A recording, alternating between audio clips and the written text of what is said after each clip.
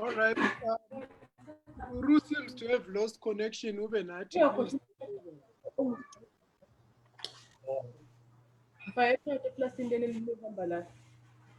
Good afternoon.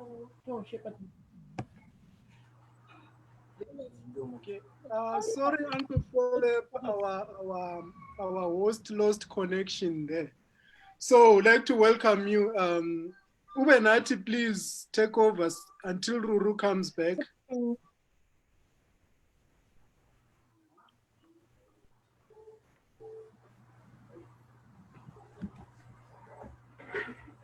Ube.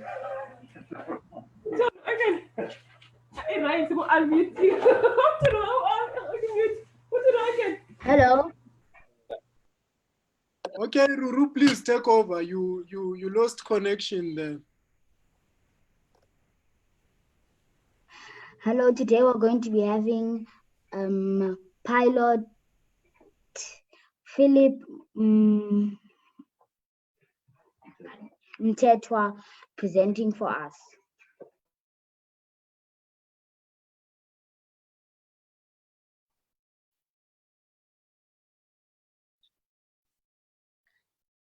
What's happening? Okay, Uncle Philip may take over now. Stop using Okay. Thank you. Can everybody hear me? Yes, we can hear you. Yes. And you can see me nice and clearly, yeah? Yes, Yes. we can, Captain. Fantastic, fantastic. How are you guys doing? Good. Fine. That's fantastic. All right. Wow. So I just wanted to just try out something quickly before we start. Maybe let me show you guys. Okay, I will be able to share the screen, yeah? Okay, let me see.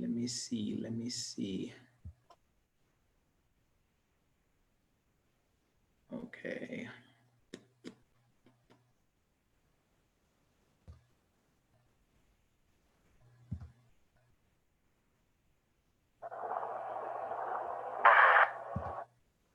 All right, just give me a second. Okay, cool. All right, let me share the screen. Okay, can everybody see that?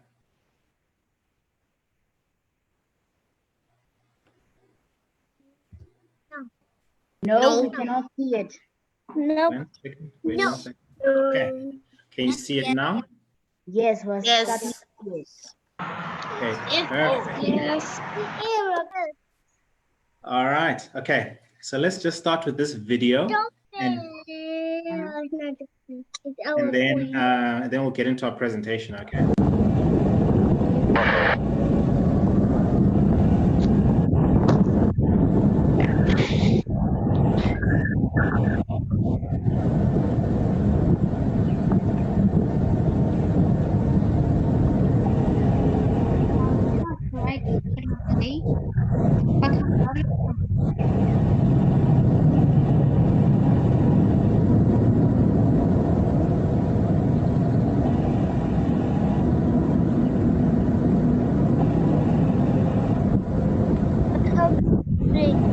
Oh, that's how they go up.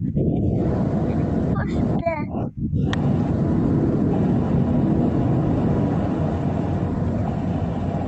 Ground Center 9095, Kate runway, taxi Alpha.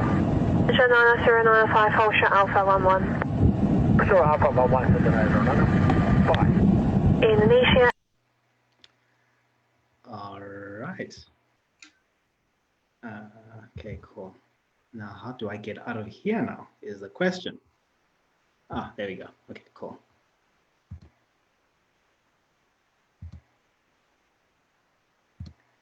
Okay, did you guys see that video?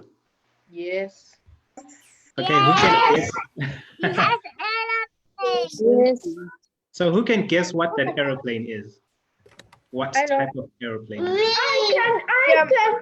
An aeroplane is some kind of mobile air transport with a special thing you can put bags inside. All right, no. Ask what type of aircraft is it? Sir? The plane that I just showed you. What I know. It's an Airbus A380. It's a what? A380. Airbus A380. Yes. That Leon, eh? Yes. Okay, yes, you're absolutely right. Okay, so that is an Airbus A380. Okay. Mama, Sir, excuse me. what is happening? Feedback. People talking.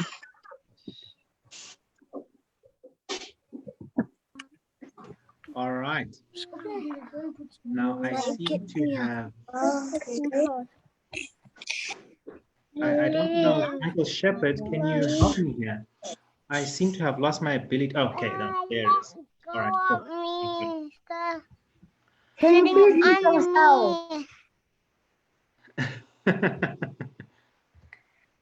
Okay, cool. All right, so that is an Airbus A380. Okay, that aeroplane is the biggest aeroplane currently in production that carries passengers. Okay, it carries around, fully loaded, it can carry up to 800 people. That's in a single class configuration. When you say a single class configuration, we mean. Why did you say the name of the plane is again? The name of the aeroplane, it's called an Airbus A380 800.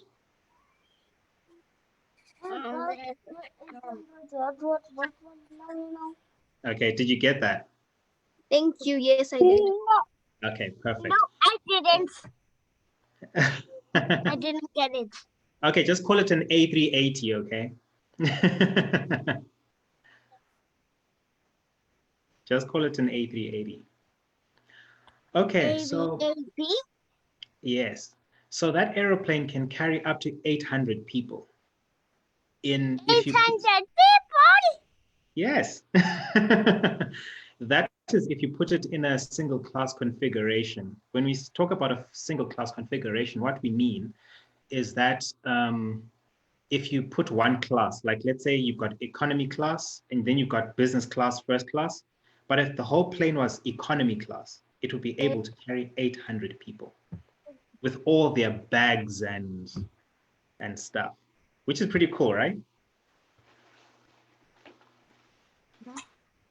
Yeah. So yes, okay. it's so cool. All right. So yes, so that is pretty much what I do. I am Stop doing that. Okay, can I put some people on mute here because I'm losing my train of thought a little bit sometimes.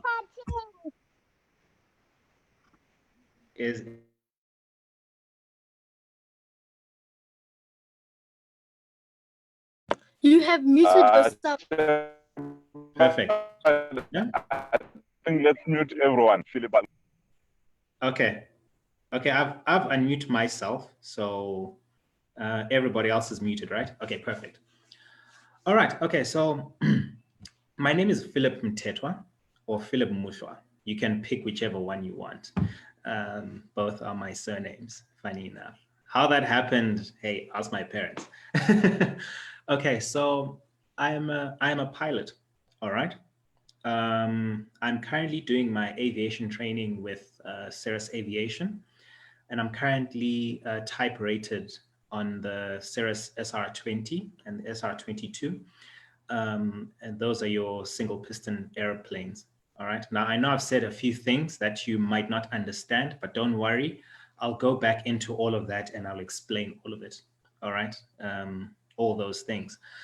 All right. So I am currently 36 years old. Okay. I started my training when I was 33 years old. Okay. Which means I started it when I was quite old. So So basically, you don't have to, they tell you, you have to rush and, become a pilot as quickly as you possibly can. But I would say, you know what, take your time. Take your time when it comes to these things. Okay. Now the way I started my pilot training before I became a pilot, I was a tennis coach. Okay. Before that, I played professional tennis. I had a scholarship to the United States, and then I became a tennis coach.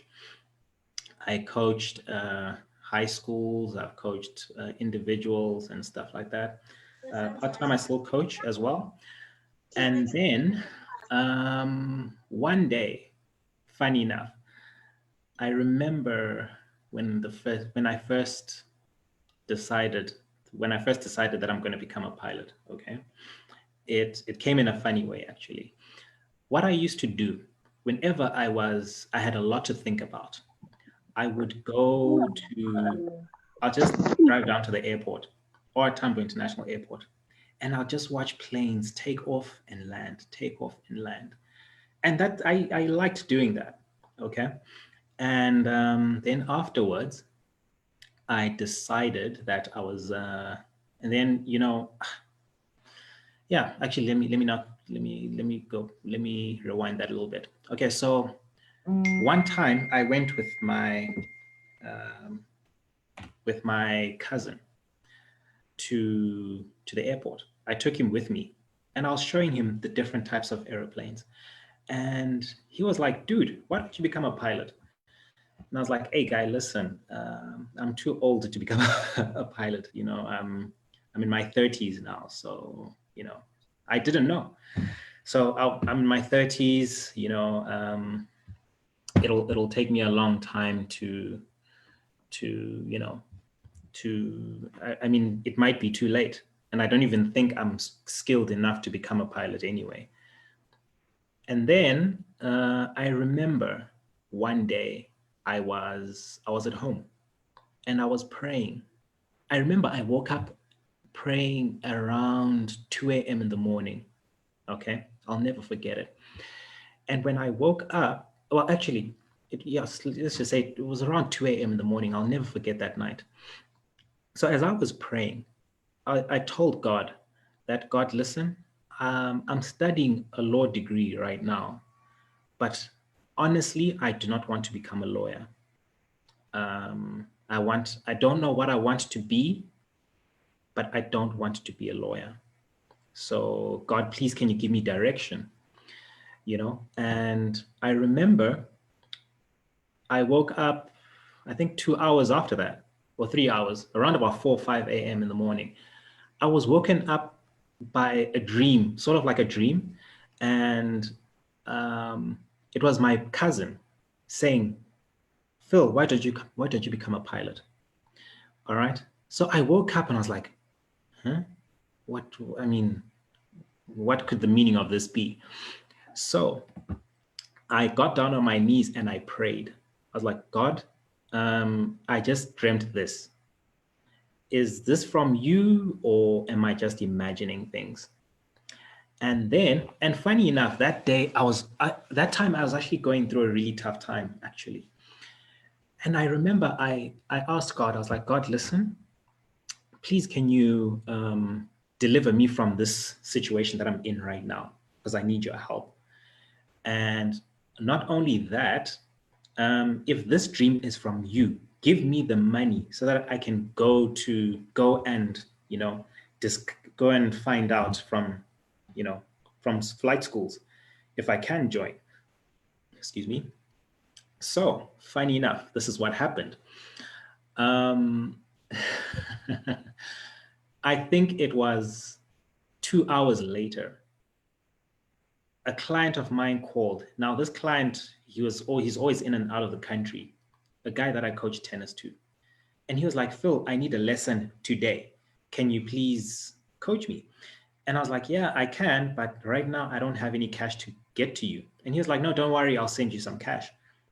And he actually sent me much more than I actually needed for the lesson, funny enough. And after that, I went to the lesson, gave him his lesson. I was so excited. I was praying the whole time. Then I went to Lanseria Airport because I'd Googled some flight schools. And then I went into the shop called Wings and Things. They sell pilot uniforms and stuff. And I asked them, do you know any flight schools? And they gave me some recommendations. Eventually, I finally joined. I finally went to see, I made some appointments and I went to see some flight schools. I remember the very first flight school I saw was Ceres. And I was so impressed by them. It was as if that was the place. All right. And yeah, so then I decided, okay, you know what, let's see what this is all about.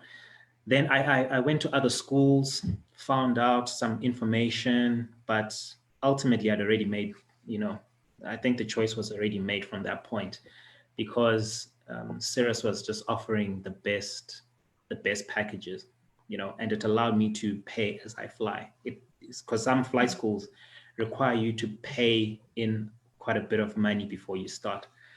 And that's how I started, honestly. And yeah, I've been flying ever since. Okay, all right. So now that's just a brief background. Obviously, there's a whole lot more to the stories and stuff. But so now what I want to do, I want to just show you guys a basic structure of an airplane. Okay. As I show you, I'll explain certain bits and pieces of parts of the aeroplane. And then after that, I'll show you guys some videos of me actually flying, okay? So yeah, okay, so cool. So let's get started with that, all right? So let me share my screen again and let's go to that. Okay, cool. Okay, can everybody see that? Yes. Yes. Yes. Okay, perfect. Yes, my we can see. Okay, perfect. Yes, Captain. All right. Okay. So this is a basic structure of an aircraft. Okay. So I need to just explain to you guys so that you guys can just have a basic. Sorry. No, I can hear all of you. Don't worry. All right. So I'm just going to show you guys the basic. Let's mute everyone, guys. Let's mute everyone, guys, and let's concentrate. Okay. So I'm going to show you guys what an aircraft looks like. I'll tell you what each and every part. Well, not each and every.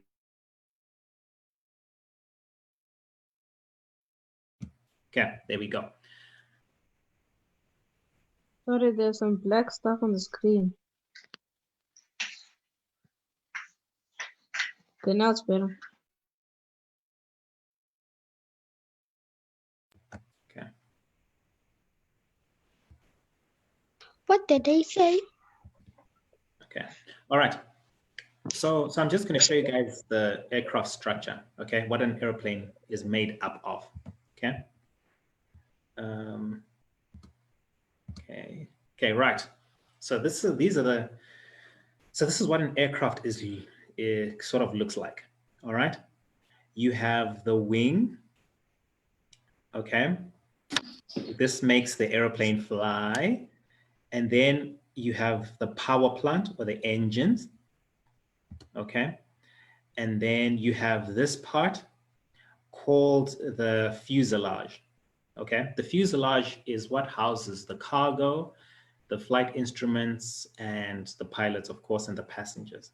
Okay, you have your landing gear down here, which is what you use to land, take off, and taxi. I'll explain all of that, don't worry. And then you have the tail part of the aircraft, which is called the empennage. Okay, so these are the four parts that generally make up the aeroplane. You have your fuselage, wings, empennage, landing gear, and then you have your power plants. Okay. All right. Okay. Now so this is a basic aeroplane. This is a Piper. Okay. So these are the type of airplanes that you train on. There are different kinds. The most popular ones that you see are the Cessna 172s. You see a lot of those buzzing in the air. You have Cirruses, you have Pipers, you have Slings, and so on. All right, those are the most common ones. All right, but this one that we're looking at here is a Piper. Okay. Okay, so now you see the whole part of the aircraft with all its parts. Okay. Right. So this part right in the front is called the propeller. Okay. Now the propeller there are different kinds of propellers. There's a fixed propellers. There's different pitch, variable pitch propellers, which change angles as they as you set it in the cockpit, and it does different things. Okay. Those are in your more advanced piston-driven aeroplanes. So this type of airplane with a propeller like this is called a piston-driven airplane. These are your small types of airplanes. Okay. Then when we go into our bigger airplanes, your jet engined airplanes, with the ones that have got the engines on the side of underneath the wings. All right. Sometimes you've seen some airplanes with propellers but they're attached, but they're two propellers and one on each side of the wing. And those are actually jet engines, funny enough. People think that they are piston-driven planes, but they're not. They're actually jet engines. So they're just propeller-driven, but they're actually jet engines, okay? Then you have your Boeing types of airplanes, like your Boeing 737, your Airbus A380, like the one I showed you. Those are proper jet engines, okay? All right.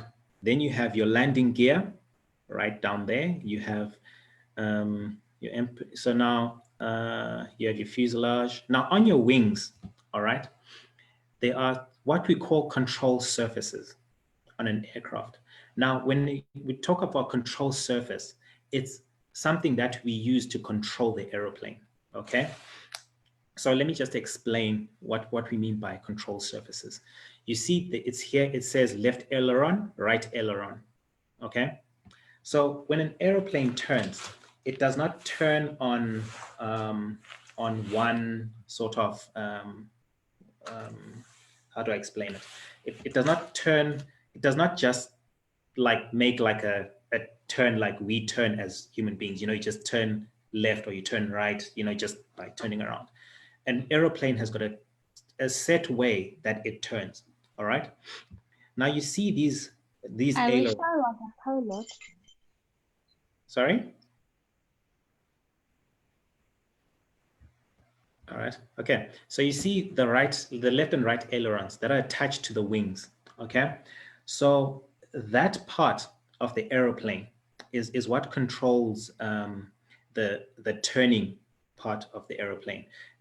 So an aeroplane turns on 3 axes: the vertical axis, the longitudinal axis, and the, okay, wait, what is going on now? Why am I seeing this? Okay, is everyone still with me? Yes. Okay, perfect. All right. Whoa. Okay, all right. Okay, so, okay, I will use my cell phone. Can you guys see that? Okay, maybe no. Let me just use the picture that we're seeing that right there in the screen. All right. Can you see the cursor that I'm moving up and down? Can you see it? Yes. Okay, cool. All right. In order for this plane to turn to the left or to the right, okay, it uses what we call the vertical axis.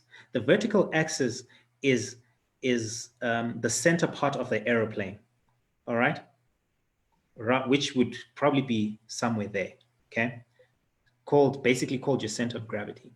All right, so it would be around about there, okay? And when an aircraft turns, right, it turns in this way. So it turns in either left or right, but it still maintains this this movement, okay? It maintains this, what do I call it? It maintains this status in the air, all right? Then there is a different kind of movement, okay? Where that is called a roll, okay?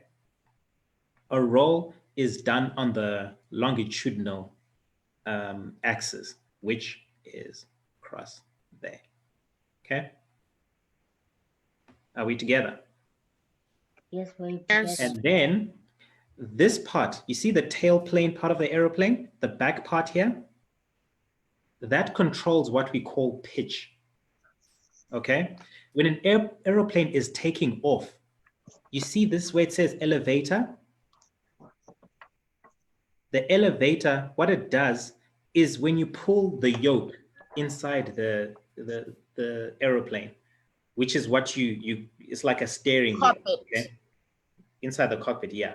But it's like a steering wheel, so almost, all right? You pull it back, then this elevator sits up at an angle, it sits upwards. As it sits upwards, it causes air to move past that part of the aeroplane, and then the airplane begins to rise into the air, okay? That's how an aeroplane rises into the air, okay? Then another control surface that controls the roll is the rudder. Okay, so an aeroplane doesn't just turn on one part. It uses it's a combination of a few things, of the aileron with the rudder. Okay, a little bit of rudder and your aileron, and then you make your left turn. So what actually happens is when an aeroplane is actually turning, they're called centrifugal forces, which makes sure that as an airplane is turning, when you guys are drinking coffee or cool drink in an airplane, it will not spill, all right? Which is pretty cool, right? So it'll be like it's stable, but it's like tilted over, when it's turning, which is something really interesting. All right, right, let's move right along. Okay, I'll leave that one. Okay, so there are different types of aeroplane structures, like what the fuselage is made up of. All right, these are the old type of fuselages. They were made by what we call trusses. Okay, so they were just basic, thin poles that were, joined together in that sort of way. And then obviously with the coming of time. We're losing you. Can you hear me? Yes. Yes. Okay, perfect. Yes. All right. Yes. Yes, So here- Maluma, we can hear you. Perfect. All right. So we have this type of what we call a monocoque. This is now moving. Oh goodness. Okay, this is now moving into the future. All right. Some of them were made of fiberglass. So basically, these were just hollow tubes. All right, and then they had wings attached to them, but they were really not effective much for flight. Then we came to what we generally fly in today, which are called semi-monocoque structures. These are what aeroplanes are mostly made up of. All right, they're made up of poles joined together, and they're held together by stringers, and there's things called stringers, and these stressed skins. Now, when you talk of a stressed skin in aviation, what it means is that these skins, the outer part of the aeroplane, can withstand stress. okay? Because contrary to what we may believe, air has got weight. Air weighs something, okay? It's not weightless. You get what I'm saying? That's why you find that a helium balloon, pump a balloon with helium and you just let it go, it will float into the air, right? Because that helium is lighter than air. So therefore, it rises into the air and it is not brought down by by gravity, the forces of gravity. So air is affected also by gravity as well, which we speak of pressure, but we don't worry about that, okay? So this is what the modern day airplane looks like, all right? It's made up of stressed skins, all right? Right, and then you have your wings, all right? Okay, so there are different kinds of wings that we have, okay? We have monoplanes, biplanes. So when we speak of a biplane, all right, a biplane is a plane that if you ever saw those planes that have got a wing at the bottom and a wing at the top, all right, those are biplanes. Okay, then when we speak of monoplanes, these are the ones that we normally fly on these days. Okay, your Boeing 737s. Now there are different types of wings. Okay, there's the high wing, mid wing, and low wing. All right, so high wing means that the wing sits at the top of the airplane. That is like a Cessna. Okay, if we go back to that one, that is a low wing airplane, because can you see that the wing is on the bottom part of the airplane? Yes. Then there's some mid-winged airplanes, which are rare these days, which have just got a straight wing. All right, and then a Cessna, the wing is literally on the top part, on top of the ceiling of the airplane, and then it just goes outwards. Okay. All right. Okay, let's move right along. Okay, so the high wing airplanes are called full cantilever airplanes. Okay, that's the scientific name for it. Okay, Like and then you have your semi cantilever airplanes. Okay. All right, and then moving right along. Okay, so there's certain things. Okay, when we speak of ailerons and flaps, remember the control surfaces that I told you about? Here. Yes. Yes. Right. So this is the aileron. This purple thing here is what we call a flap. All right.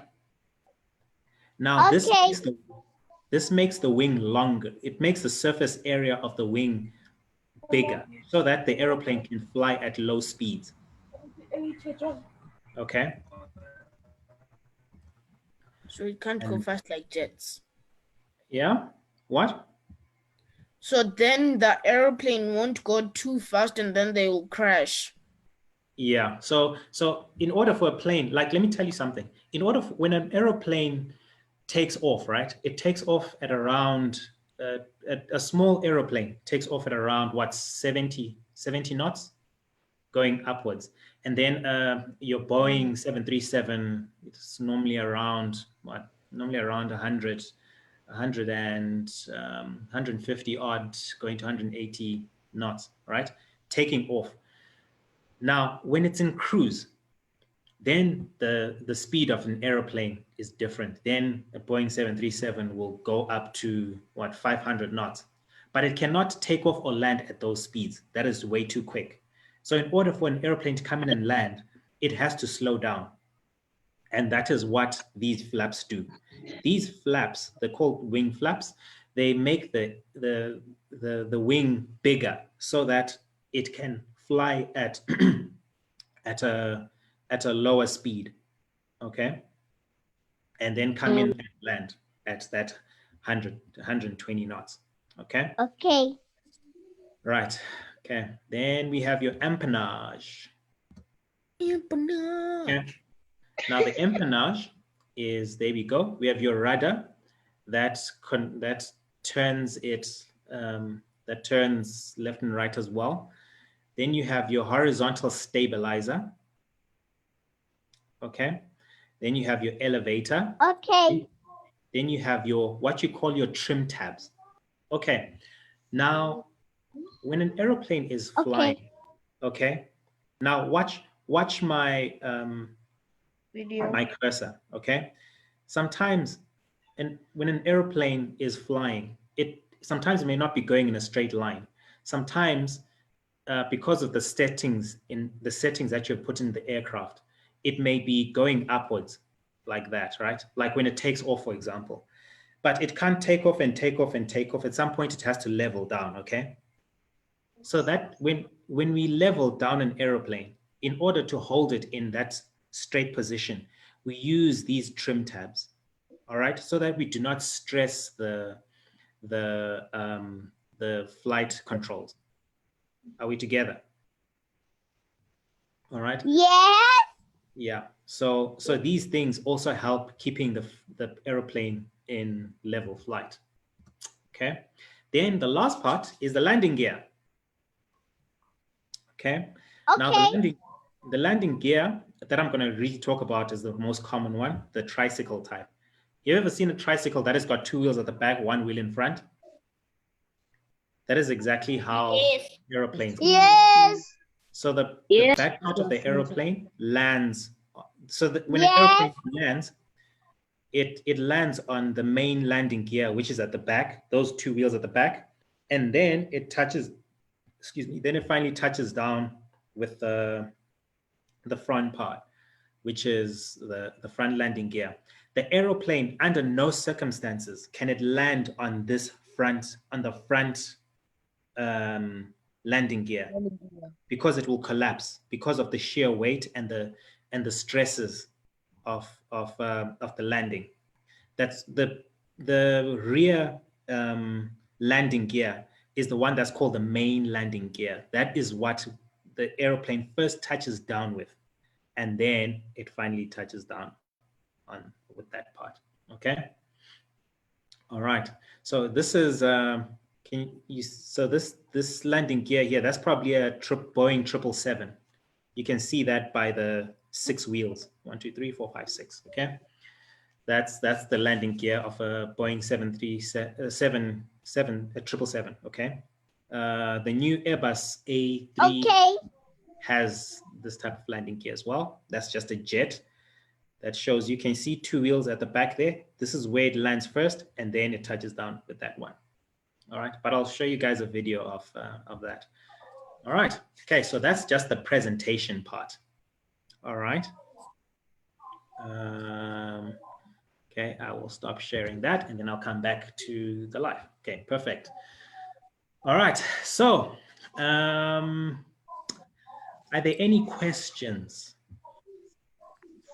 before I move on to the videos? Are there any questions? I think Philip, I think you should continue. Then let's do questions at the end, because they won't end the questions. Okay. So take care of everything, then we do questions at once. Thanks. Okay, perfect. All right. Okay, Now let me. When I need a question, Okay, no, don't worry. Well, you'll do your questions later. All right. Okay, so now let's go to the. Let me show you guys the. Mama. Where is that? I'm thing? very sorry for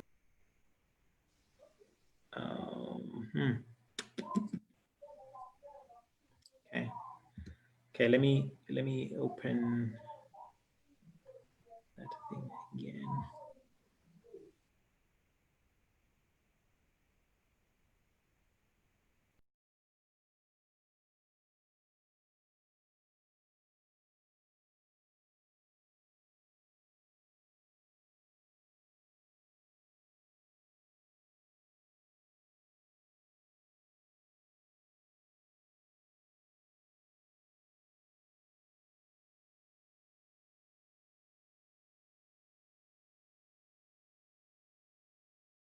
Philip, you're muted.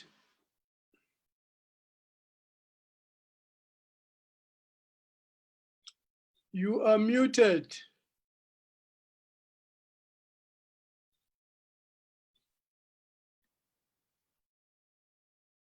Okay. Oh, there we go. Can you guys hear me nicely now? Yeah, yeah. Perfect. Okay, cool. All right. So let me open these. Okay, there we go. All right, perfect. Okay.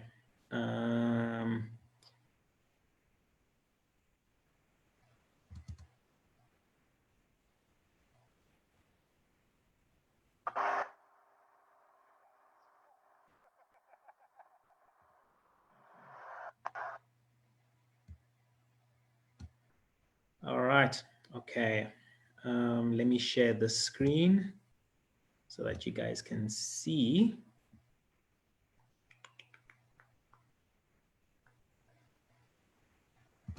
Okay.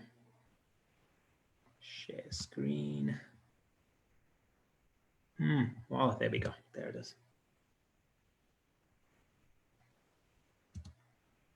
Okay. Can everybody see that?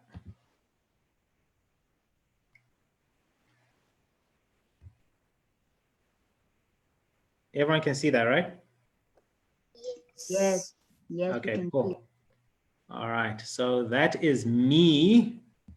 That is Uncle Phil. Okay, right.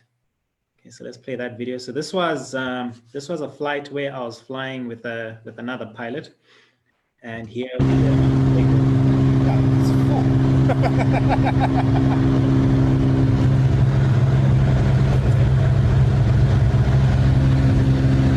the runway there.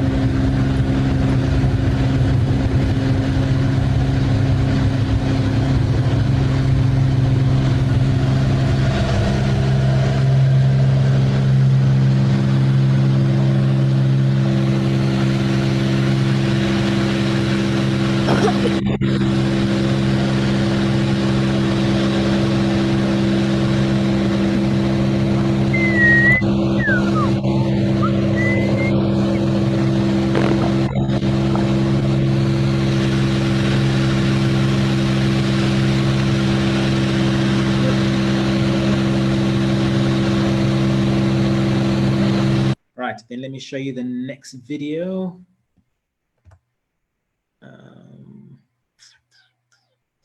Okay, how do I go? Oh, there we go. Okay, and then here.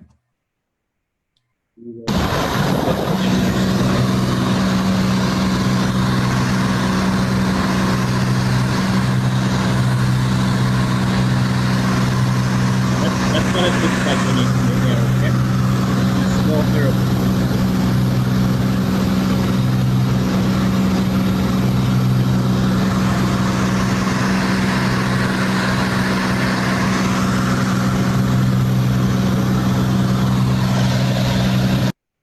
Okay, and then, wow, why am I seeing, are you guys seeing what my screen is seeing?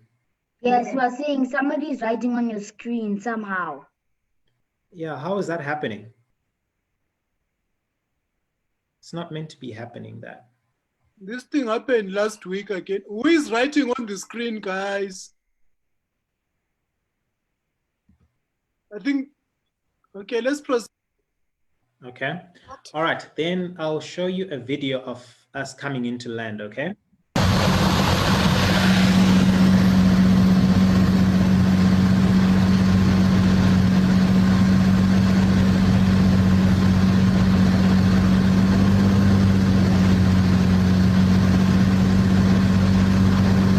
That is the runway over there. Here. Landing into this.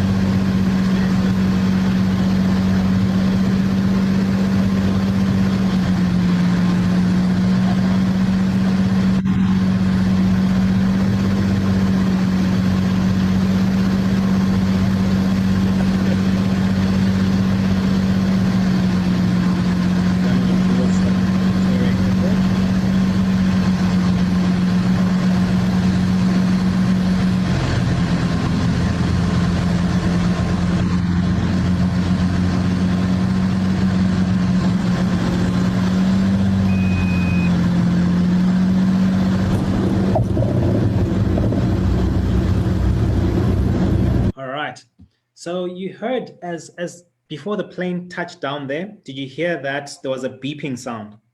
That beeping sound is called the anti-stall, all right? So basically it's a stall warning, all right? So when you talk of a stall, it means the airplane is no longer flying, all right?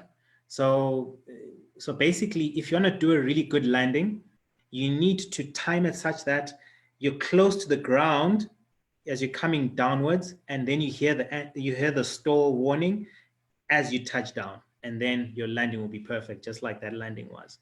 Okay. All right, and then let's move on.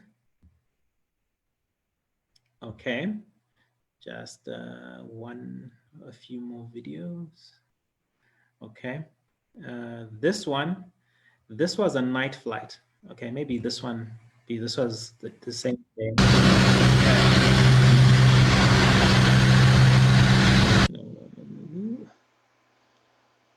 Where is that video? Oh, there it is.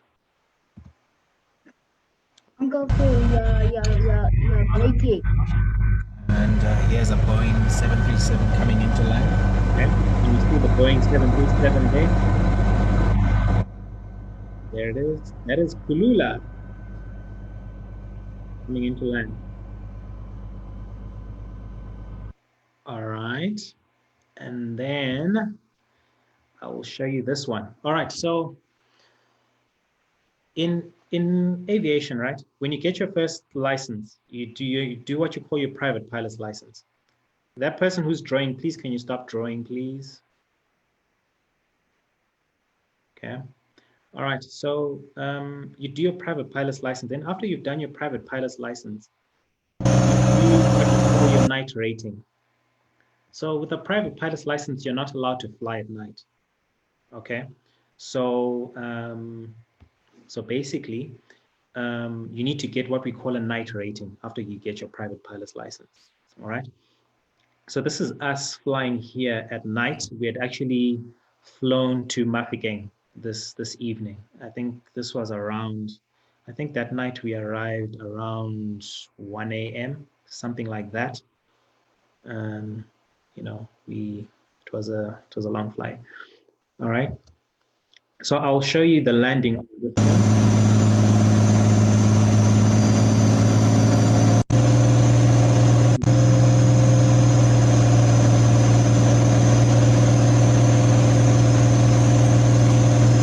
Coming into line up with the runway.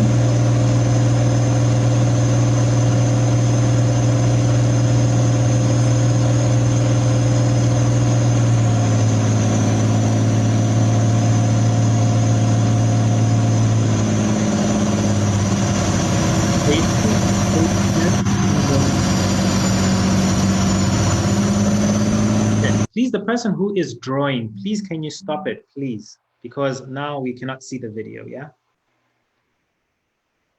I don't know who that is.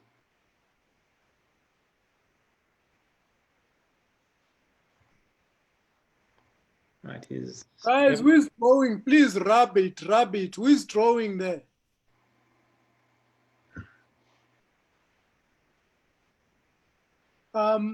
Are you able to stop sharing and then restart sharing again? Okay, let me try that. Okay. Guys, please stop drawing on there. Maybe you just have to exit sharing and then okay. Start sharing again. Guys, please don't draw on the screen. Okay. It's a phone that's doing that. It's a what?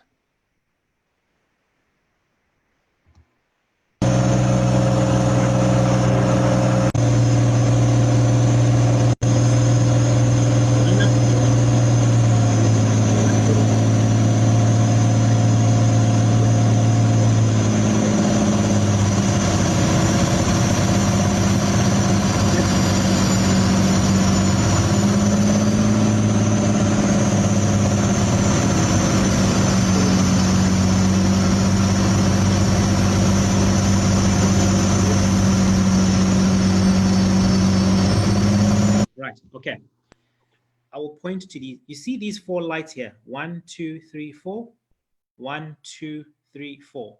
Yes, we can see them. All right. Yeah. Now those lights, okay, they're what we call PAPI lights. They're called PAPI, P-A-P-I. All right. So in order to make a proper landing, it guides you.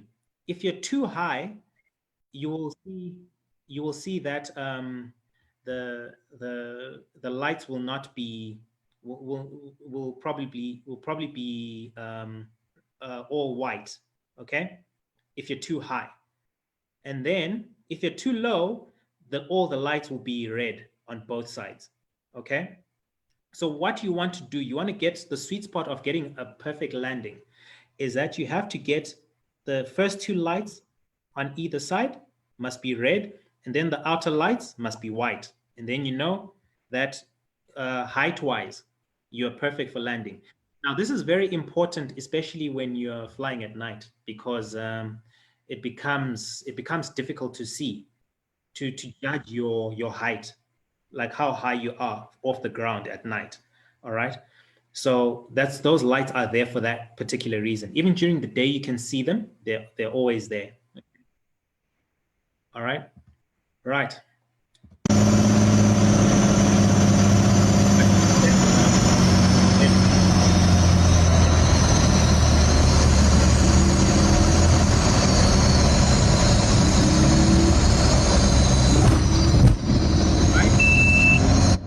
Right. So you saw that there were 3 red lights, which meant that our height, we just dipped just a bit too low. And therefore, when we hit the ground, we hit the ground a bit too hard. Okay. If you're coming in and your angle is correct, those 2 red lights will remain 2 red lights until you touch down, and your landing will be much, much smoother. All right. Okay. Then the last videos that I'm going to show you guys are these ones. It's just 2 videos really. All right. This is probably the best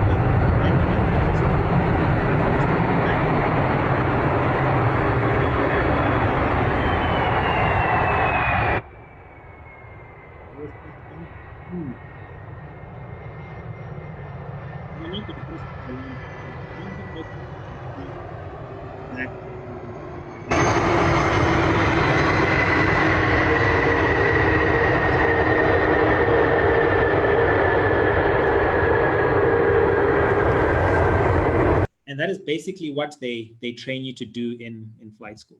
All right. And then the last thing that I will show you guys. All right. So remember the very first video that I showed you of the Singapore airline, right? Now from back here, this plane looks like it's moving very slowly, right? And when you look from this angle, it looks like it's going so slowly. And eventually it will get to the speed of 1 we rotate, which is the speed of which the plane down.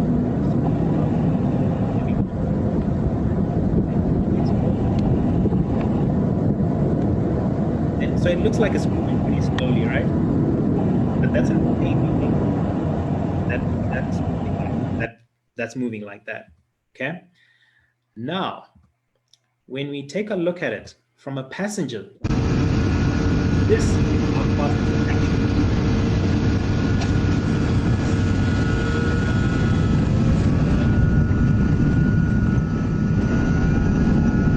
All right, now there's one thing that I just need to explain quickly before we see this take off. If you noticed before, when this plane was just taking off just now, when it was starting its takeoff roll, it's what we call the takeoff roll. You heard that the engines revved a little bit, and then afterwards they revved louder. Listen to it again.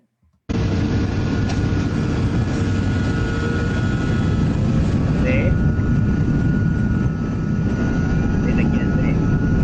All right. Okay. So now, when we take off on an aircraft, an airliner, all right, because of the number of engines that are on the aeroplane, the airplane needs to be stable when it's taking off. Okay. Now, in order for it to take off in a stable way, going in a straight line, the engines must be revving at the same speed on both sides. Okay, because if one engine is if let's say these engines or let's say if you look at maybe this one, this 777 over here, right? It's got two engines, one left, one on the right. Okay, so if okay, sorry, I was just admitting some people there. All right, so if this engine is rotating quicker than the other engine on the other side, we have what we call asymmetrical thrust. Okay, so so basically the most powerful engine will pull to its side, will pull the aircraft to the side. So therefore the aircraft will not move straight in a straight line. It will move towards, it will want to get off the runway. Okay, so that's why when we're taking off, first we put it at 40% thrust. And then when we see that, okay, all engines are at that 40% thrust, then after that, we can put the takeoff thrust, which is around 90%, depending on what we've set for that. All right, so look at the speed of how quick.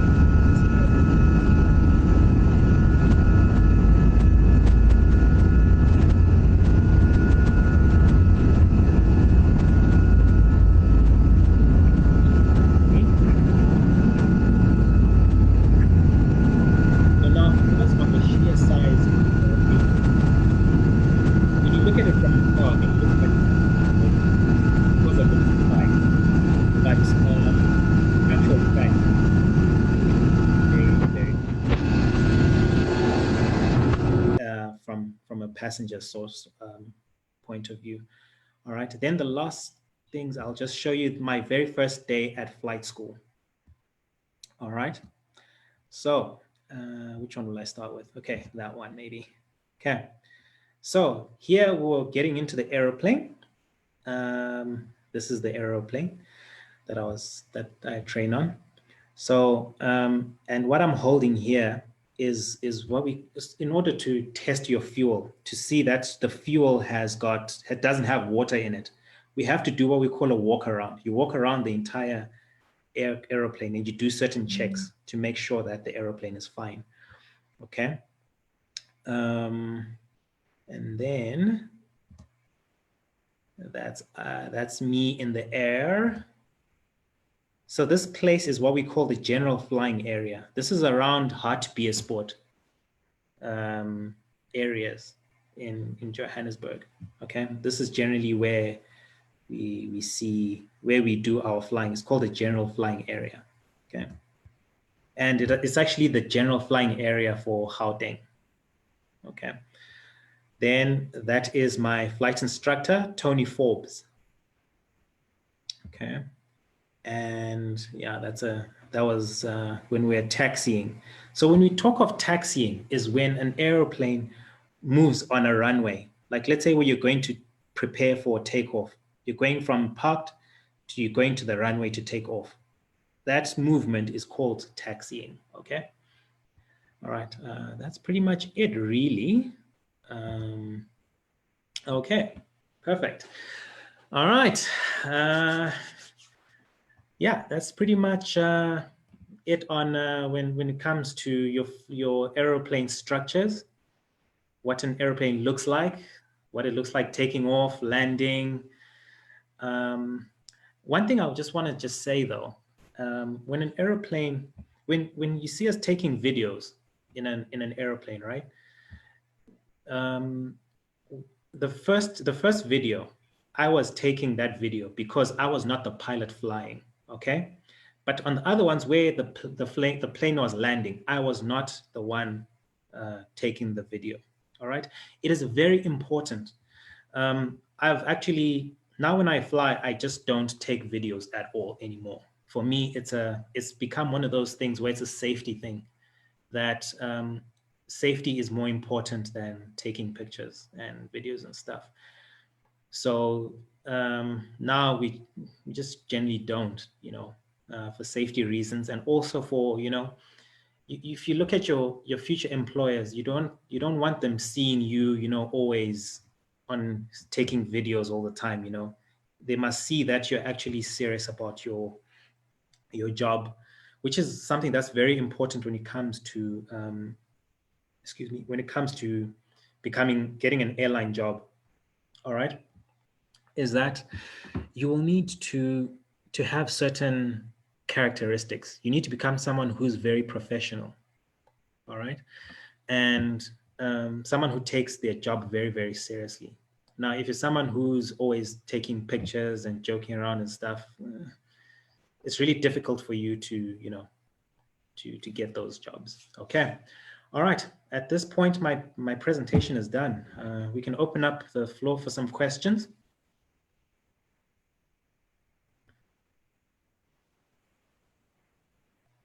Any questions? Thank you, Uncle Philip, for the presentation. The floor is open for questions.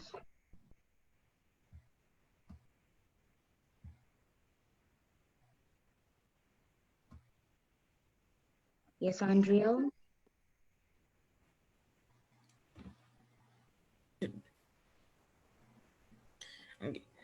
Is a seaplane a pistoned aeroplane? A seaplane. Okay, you're talking about the one that flies Lands on water. that lands on water. Yeah. All right. Yeah, that's a piston-driven aeroplane. Okay. By and large, those are piston-driven aeroplanes because of the thrust that you get on water. Remember, you don't want to to be flying, especially off water with a jet engined type of aeroplane. Yeah. So those are the piston-driven aeroplanes. Okay. All right. Next question.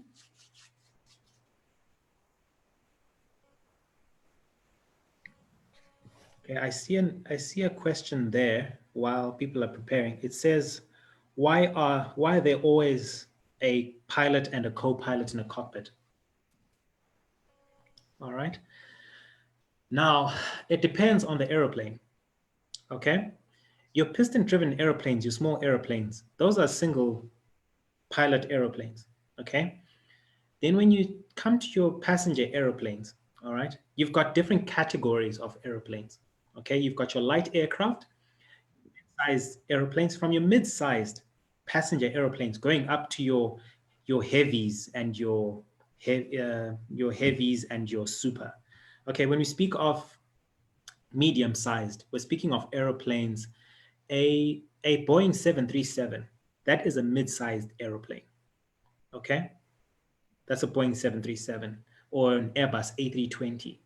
Then or like your private jets, okay, your Bombardiers, Gulfstreams, those kind of, And then when you talk of your heavy airplanes, category heavy, that's your Boeing 777, Airbus A330.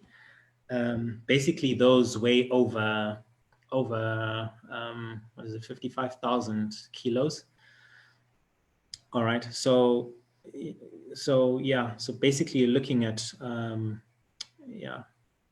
your 777s, your Boeing 747. That is your heavies. Okay. Then when you talk of the super airplane, the super is the Airbus A380 and the Antonov. Okay. And A25, A225 and 228. Okay. Now, okay, so there are certain airplanes. When you talk of the medium-sized airplanes going upwards, they're more complicated in the cockpit, such that it doesn't allow by law for one pilot to fly the airplane. So therefore, there has to be a co-pilot. All right. It's also a redundancy. Obviously, you're trained to be able to fly the plane on your own should the need arise. But let me tell you what happens. When you, let's just say something happens to the captain or the first officer, what will happen is that they will take the it's called incapacitation, all right? They'll take that pilot and they'll put him, they'll take him like to the back, and then one of the flight attendants will then come in and sit where he was sitting, all right? And they will handle the controls Oh yeah. to air traffic control. Because remember, you can't talk to air traffic control and be flying the airplane at the same time. You have to delegate the duties of flying. And that is basically how flying works. Okay, so that's why. All right, I see another question here. It says, when the landing gear does not work, what do you do? Okay. Right, let me explain something. Take 3 questions in a row and then answer them like that. I see there are hands. Ruru, Okay. All right. Okay, maybe. Okay. And there's Tawana and there's also Makabongo. Okay, I'll go through them. Okay. Maybe I'll see. I'm looking at. Okay, it says, what do you study to become a pilot? That's one question. When what do you do, and how many years does it take to be a pilot? All right. Okay. Let me start with the first one of how many years does it take to be a pilot? That depends. Okay. The quickest time that you can become a pilot is probably 4 years. That's the quickest. All right? 4 years. 4 going upwards. All right. Okay. It depends on your money as well, you know, on how you're funding your flight training. Okay. Okay.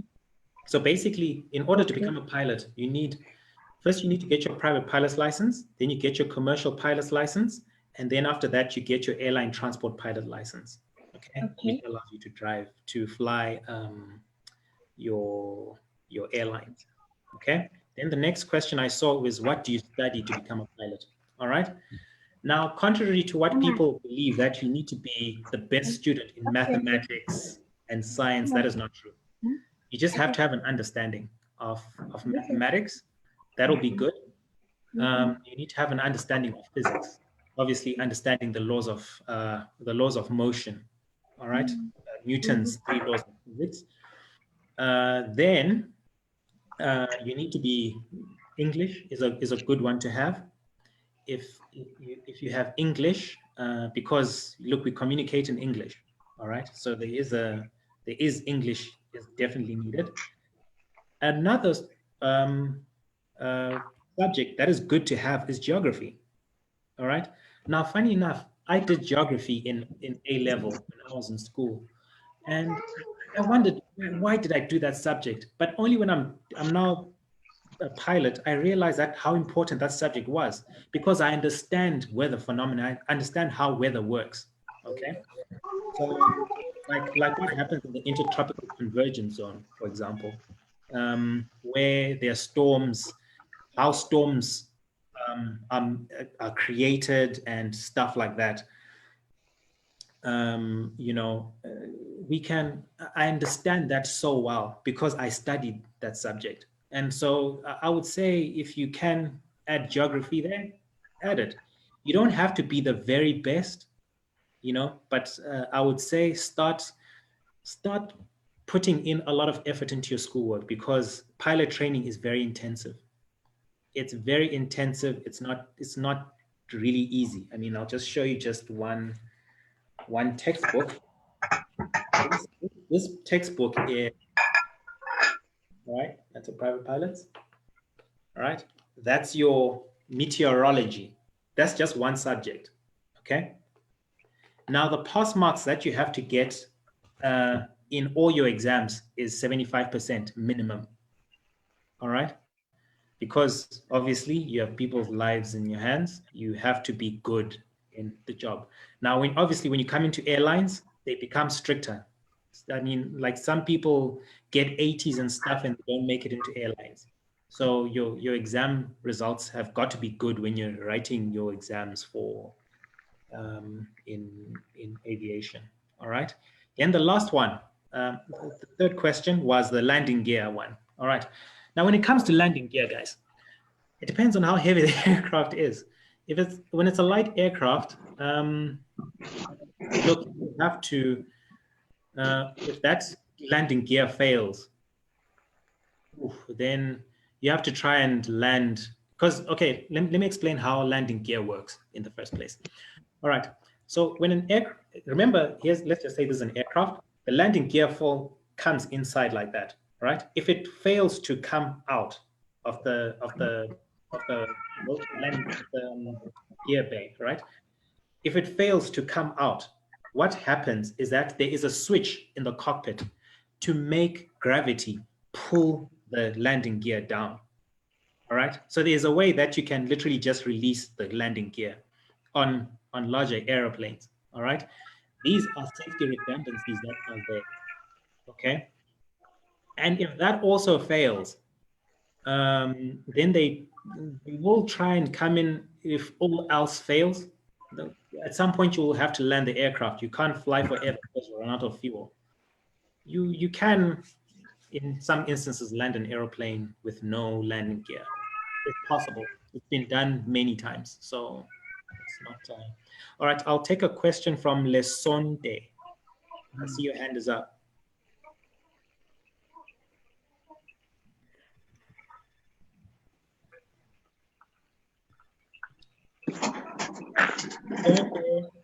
Pilot.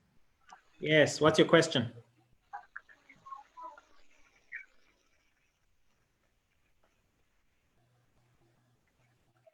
Lesonte.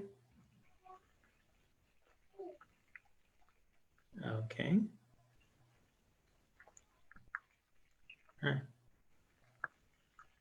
Okay, it went quiet. All right, next question.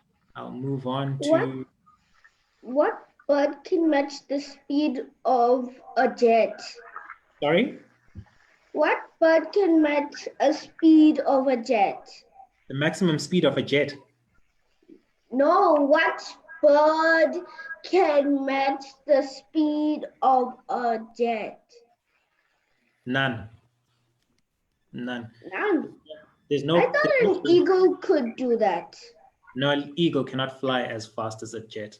Remember, a jet can fly at about Mach 2, which is twice the speed of sound. Twice the speed of sound. Yeah, which is really, really quick. So no, a bird cannot fly as fast as a jet. Please tell us about the flying speeds. When you say Mach, we need to understand what Mach is in simple terms and in kilometers, because that's what we use too. And on average, what speed does an aeroplane take off? What speed does an aeroplane land? And what speed does it cruise on? Just give us a talk on that. Okay. All right. So basically, when we speak of speed in aviation, we speak in knots. Okay. Now the reason why we use knots, because remember, aviation is derived from sea travel. All right, and that's where they generally use knots. Okay. Now the conversion of knots in mathematical terms, 1 knot is 1,85 kilometers per hour. That's 1 knot. Okay. Now an aeroplane, a small aeroplane, when it rotates. Okay, when I speak of rotate, I'm talking about the takeoff, when it actually takes off from the ground. It takes off at between what, 65 to 75 knots, depending on the type of runway. And then a Boeing 737, your jet aircrafts, it's around 120, going upwards to about 160 or so knots. okay, which is around 280 odd kilometers per hour. Then when it's in cruise, okay, funny enough, so the Boeing 737 will cruise at around 800 kilometers per hour, okay? And then an Airbus A380, which is the fastest passenger airplane in cruise. Believe it or not, that big plane, it can go up to 1,100 kilometers per hour in cruise. All right. And then when we speak of Mach, right?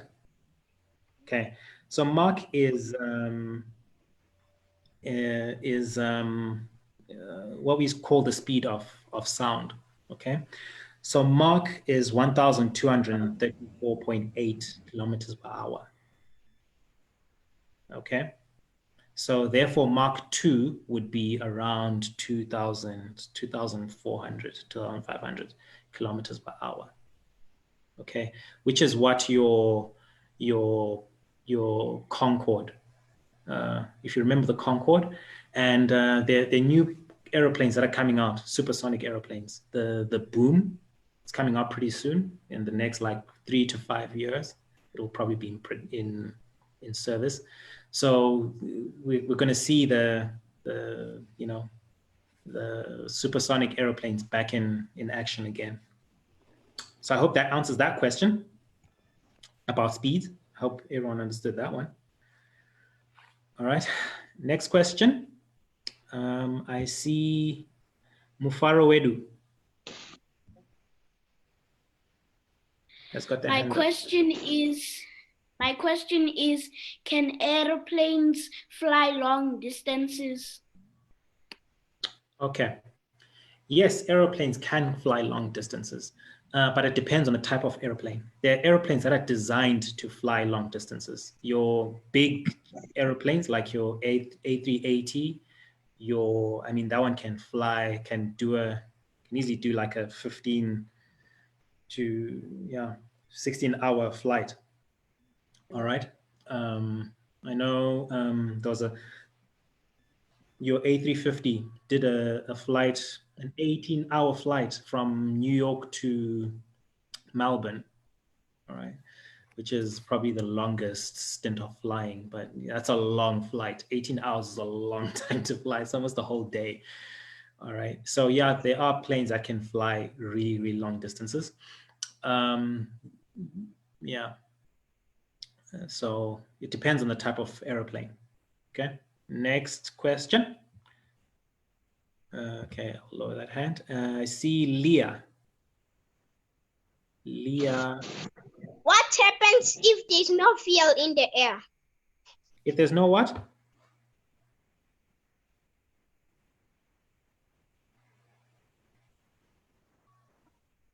Fuel in the air is what you said.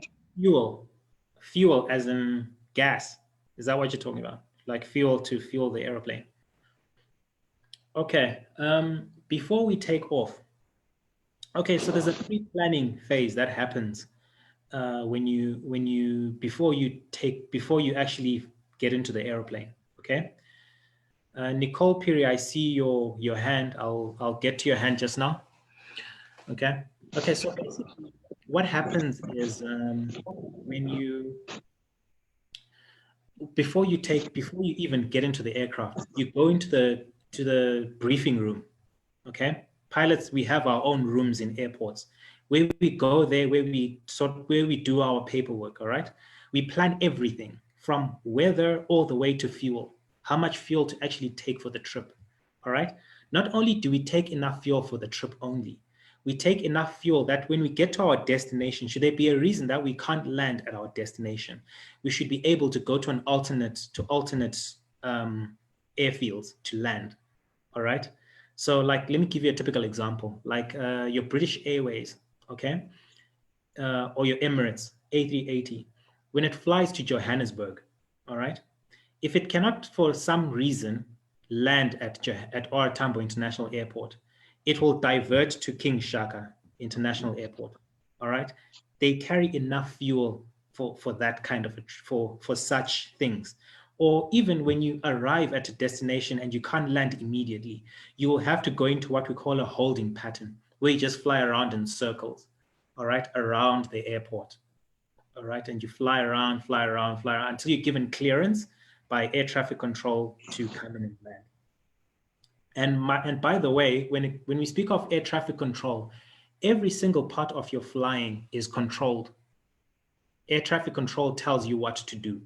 They tell you which height you're cleared to go for. You have to submit a flight plan, obviously, to tell them what kind of height you're going to be going at and stuff like that. And then, yeah, and you file a flight plan and they tell you, okay, you can go to this height, you cleared for this height, and there's some restricted airspace sometimes, then you have to fly to a certain height for some time, then you can go up or go lower, just depends. So yeah, there have been instances where airplanes have run out of fuel. Okay, when an airplane runs out of fuel, it does not mean it stops flying immediately.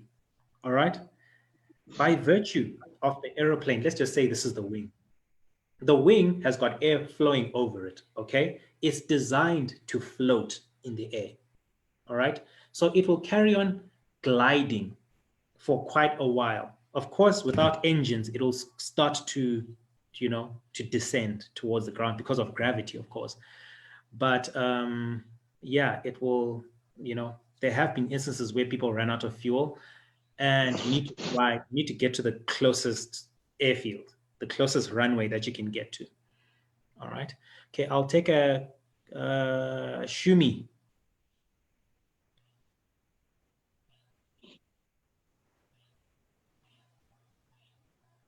Shumi. I see your hand is up. Okay, go to next. Okay, Nicole Peary, ask your question.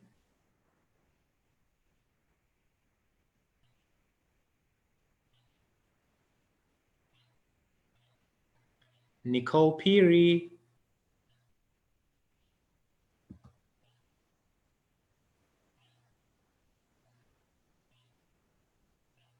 Okay, they keep putting their hand up, but they don't want to say anything. Okay, and then I see Anita. Anita, what's your question?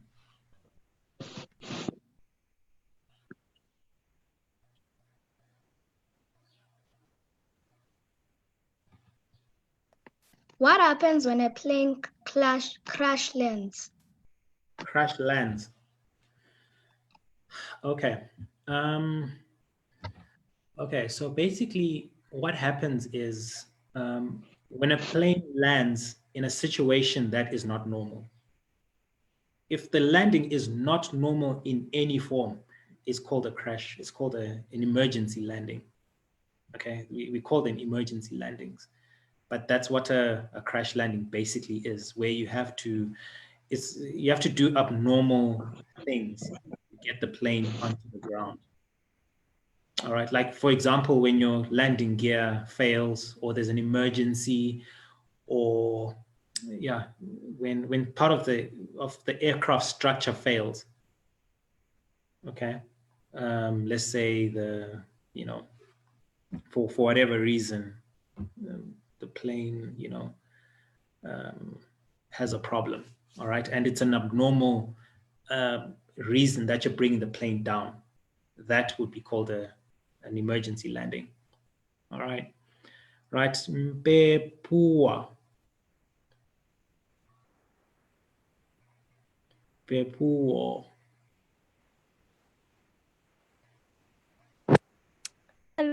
Yes. What is your question? Hello.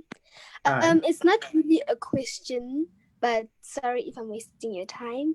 But I was asking if you could write the kilometers and stuff that the plane goes.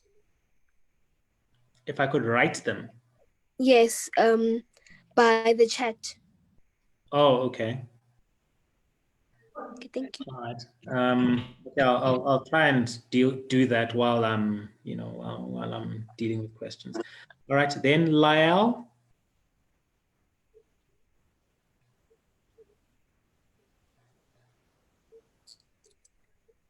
I want to ask, if you crash, can you fix the aeroplane? It depends on how bad the crash is.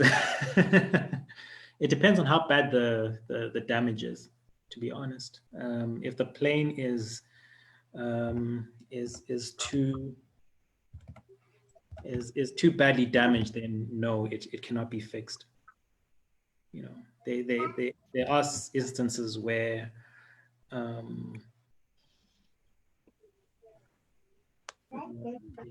where that is not possible. Nicole Piri is lifting his hand again. Sorry? Okay, Leah.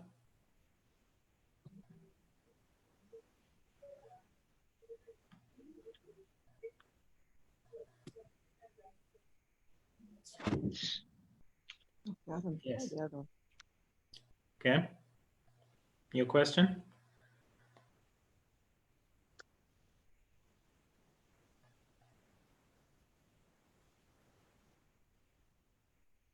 Leah. They've gone. Oh, yeah. Okay. Okay, let me see in the comments what questions are there. Okay, what happens if you aren't close to a runway? If you are running out of fuel? Is that how plane crashes happen? Okay, and then the next question on top of that is under what circumstances does an airplane dump fuel? Okay, let me first deal with under what circumstances does an airplane dump fuel? Okay, and I'll finish off with the crash landing one. All right. Okay, so basically when an airplane takes off, let's use a Boeing, the Boeing 737-800, okay? Or maybe even a Boeing 777, right? When it takes off, it's carrying a certain amount of fuel in it. That fuel is heavy, all right? It contributes to the weight of the aircraft. Now, what happens is the landing, the takeoff weight is different from the landing weight. Because remember, the landing weight has to be lighter than the takeoff weight because all the pressure is on the landing gear. So if the landing gear if the plane is too heavy, it'll collapse, the landing gear will fail. So when you come and touch down, the plane will the landing gear will fail. So that's why, let's just say they declare an emergency for whatever reason, like let's say after takeoff, maybe there's a bird strike or something like that, or whatever emergency, or maybe someone has a heart attack on the aircraft and they have to come back and land. They will have to dump fuel, okay? So in order to get the airplane to a weight where it's as close to the maximum landing weight as possible. And then, so those are the circumstances in which an airplane dumps fuel so that it can be light enough to land. All right, and then the other question that, what if you aren't close to a runway? Once again, it goes back to the planning of your flight. When you're planning your flight, you know every airport, you have to know every single bit of aeroplane tarmac, of runway that is available to you on your entire trip. All right. Now let's just say for whatever reason you miscalculated how much fuel you actually needed, and then you ran out of fuel. Okay. There are warnings that show you in the cockpit that you're running out of fuel. Okay. You need to pay attention to those as a pilot. All right. These are systems. We check those systems all the time. You've got to be aware of what is happening to your fuel, how it is being used in your aircraft. You have to monitor that part. That's probably one of the most important parts when you're flying, because you're not just looking out the whole time. You're looking out, watching your surroundings, of course, but you're looking at your instruments to see to see those meters, what they're reading, you know. And yeah, sometimes some pilots make mistakes, and emergency landings, when you run out of fuel, it's very rare to run out of fuel and just go and crash in a field somewhere. Very rare. In small planes, it can happen, but you are taught that, okay, look for the, when your engine cuts out, all right, you have to look for the nearest available runway. Okay, so therefore you have to know, you do a subject called navigation, where you know where you are and how to get to certain places, how long it will take you. You have to be able to calculate, how long is it going to take me to get from point A to point B? And you calculate, okay, maybe this runway is a bit too far. Okay, and then if there's no runway in sight, then you have to look for an open field and try and land there. If you'll be lucky. Some people have been lucky and landed on some haven't been so lucky. All right. Another question. Alicia, your hand is up.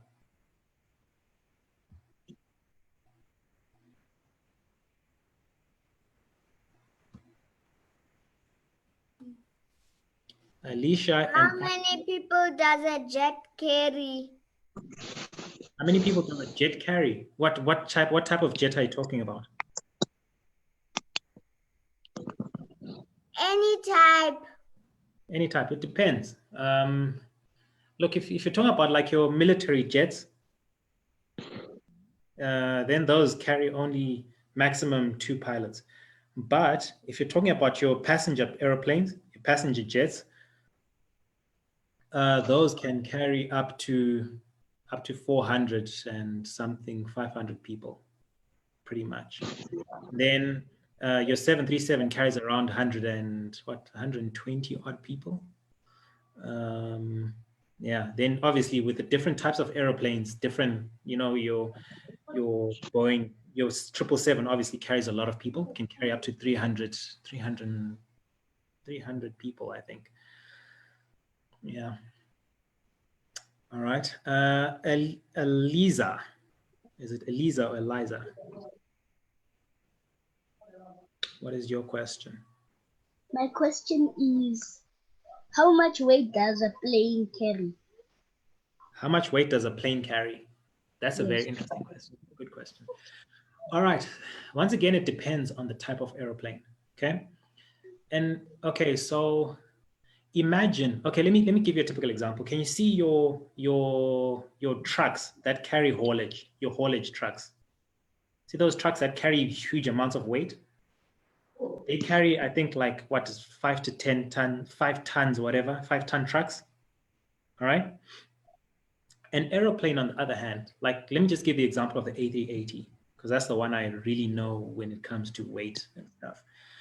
The A380 carries, when it's fully loaded with passengers and cargo, it weighs around and with fuel, of course, it weighs around 1.2 million pounds, which is around about 600,000, 550 to 600,000 kilograms, which is 550 tons to 600 tons.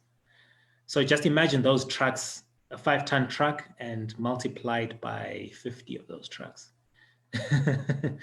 You know, by 100 of those trucks, and that's the weight that an A380 can carry. It can carry a really huge amount of weight, and that's why those engines are that powerful and that big. Those engines are really, really big. Like if I were to put on a scale, like imagine this is the wheel of an Airbus A380, okay? A human being will probably be that big. Will probably be maybe that big to the wheel. All right. just to the wheel of that aeroplane. All right. Okay. Team Lanjana.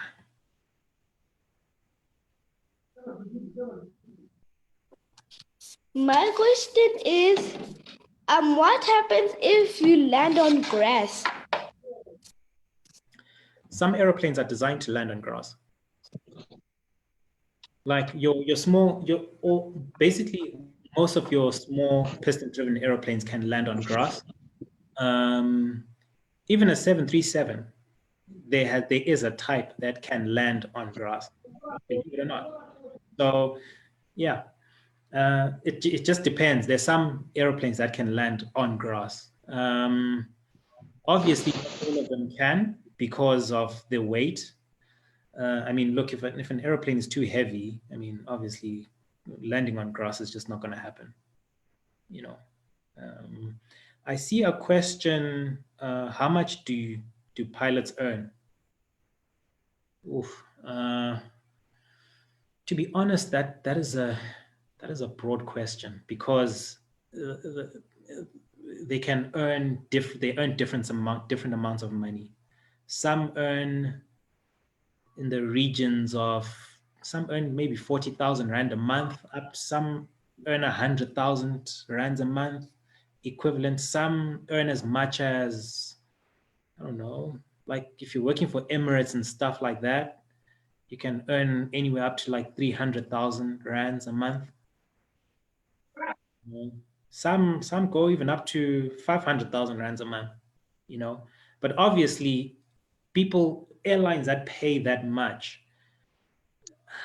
you have to be really careful because there's a reason why they're paying you a ridiculous amount of money. It means you'll probably be away from your family and home for a long period of time. So that's why they throw huge amounts of money at you. You know, people will just not throw money at you for no reason. You know, they do it for a reason. It's because they're trying to entice you. You know, it's called the aviation honey trap. You have to be very careful. You don't fly because you want to make money. I think that's the most important thing. Yes, it's a good career to be in, but if you're in it just for the money, you will hate it eventually because flying is challenging.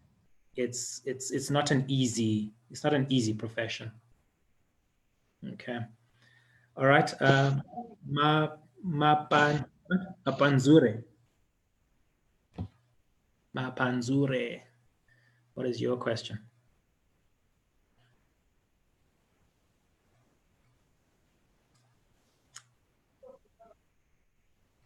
Okay, I don't see a hand anymore. All right. Okay, let me see if I can see any other questions. Mapanzure's hand is still up, I think. Let me unmute. Okay, Mapanzure, may I ask your question?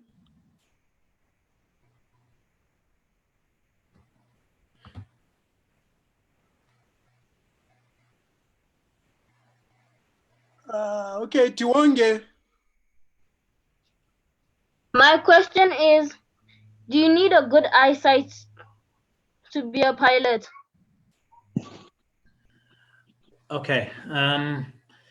You need average sight. You know. So if I wear glasses? You can. There are lots of pilots who wear glasses. Lots of pilots. But obviously there are limits to. Okay, so basically what happens is the requirement that is there by ICAO, which is the International Civil Aviation Authority, Aviation Organization. They say your vision has got to be 20/20, all right? In order for you to see the instruments on the airplane, okay? Now, if your vision is not that good, but you wear glasses, all right, your vision should be correctable using those glasses to 20/20 vision. So basically, there's certain parameters that they allow. I think it's the scientific term is like 5 myopia maximum. Yeah, that's as much as they will allow you. But then if your vision is worse than that, then they will not allow you. So it just depends on how bad your vision actually is. Thank you. Okay, cool. Then Mufaroedu.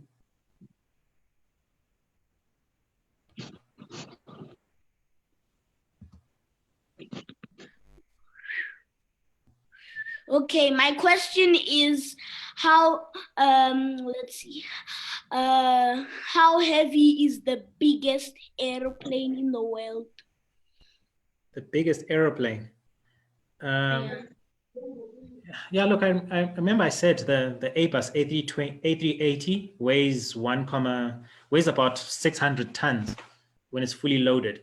The Antonov, which is the biggest plane in the world, all right, currently, that one weighs, I think, around, I'm not really sure, maybe around 700 tons, because that one just carries cargo. Then 800 tons, pretty much. That one can carry heavy stuff. Okay. All right, Tiwonge.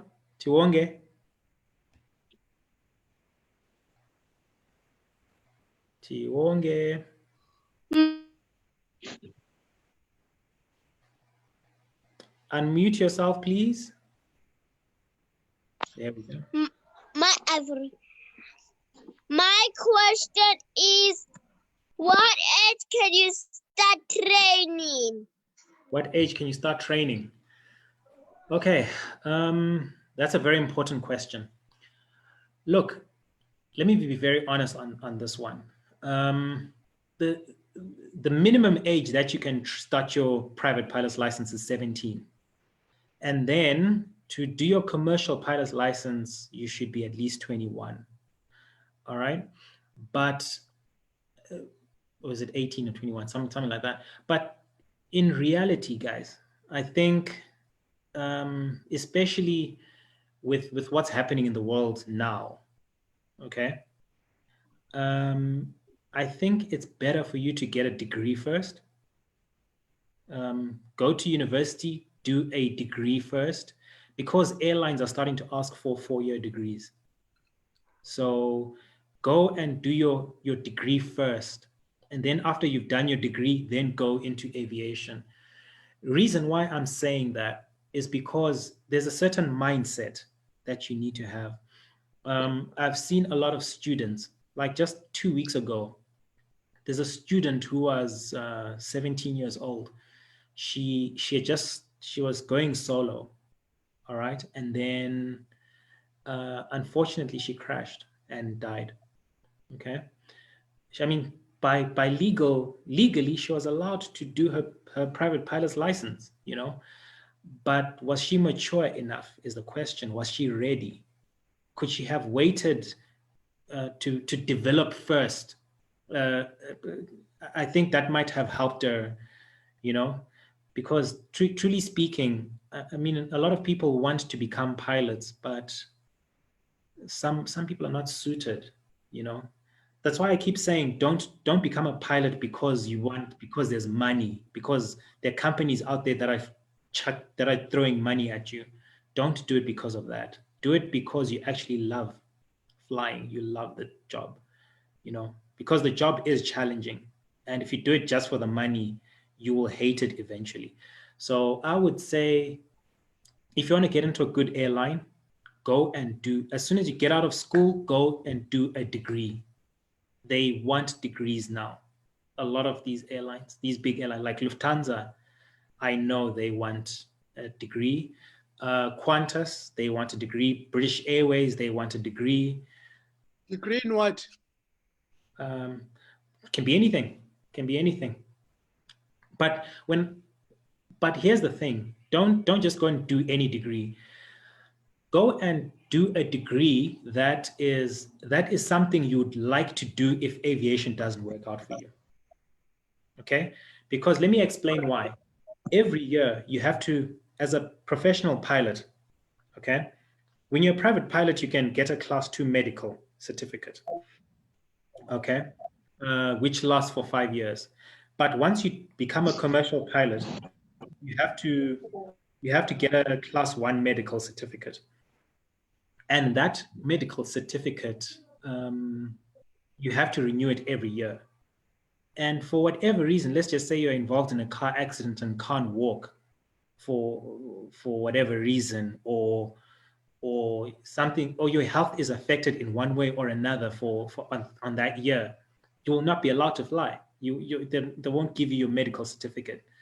So you just have to, you have to be really careful.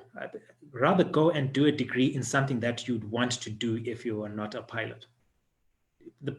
Being a pilot shouldn't be the only thing that you put your eggs in that basket and that's it. Go and do a degree that, let's just say something happens and you just can't fly anymore. Do something that you actually enjoy. All right. And even in aviation, there are lots of opportunities. You don't have to just fly aeroplanes only. There are lots of other things you can do while flying. Right? Any other question? Let's take our last 3 questions. There's Luba, Eliza, and Mpepua. Okay, Luba, start. Luba. Luba, start. Ask your question. Is how big can a plane carry bags? How many bags? How many bags can a plane carry? How many bags? Yeah, bags. Bags, that's different. A plane can carry many bags, as many as will fit in the cargo. Look, as a passenger, you're allowed what, depending on the type of plane, you're allowed 1 or 2 bags. So 2 bags multiplied by 300 people, that's 600 bags. Along with other cargo, an airplane can carry quite a lot, eh? So it can carry, yeah. Okay, Eliza. Is it Eliza or Eliza? Yeah. Unmute yourself and ask your question. My question is, what happens if an aeroplane goes over its limit? Goes over its limit? Yes. Okay. So now you're talking about they're what we call design limit loads. Okay. Now these are limits that are put by the manufacturer. Like, let's say Boeing, they'll put a certain limit that you cannot go faster than this speed. Okay. Now, if you exceed that speed, the structure of the aeroplane will start to fail. So basically, I mean, there was an air crash some years ago, I think over like 18 years, 20 years ago. There was this airplane that crashed, okay? So it took a nosedive and it started breaking up mid-air. Basically, it was going faster than it was designed to go. And literally bits of the aircraft began to break off. Okay, so that's what will happen if you go too fast. If you go faster than the limit that is allowed on an aircraft, that is the VNO, VNE, sorry, speed. It's called VNE, which is called never exceed that speed. Okay. All right. Right. Okay, Mpepua. We're coming to Leon, then Leon will be our last question, right? Mpepua. I see Leon's hand is just been up the whole time. Leon, we're coming to you after this. My question is, what airline do you work for? I'm not in an airline. I'm still doing my training with Cirrus Aviation. Oh, okay. Yeah. Leon.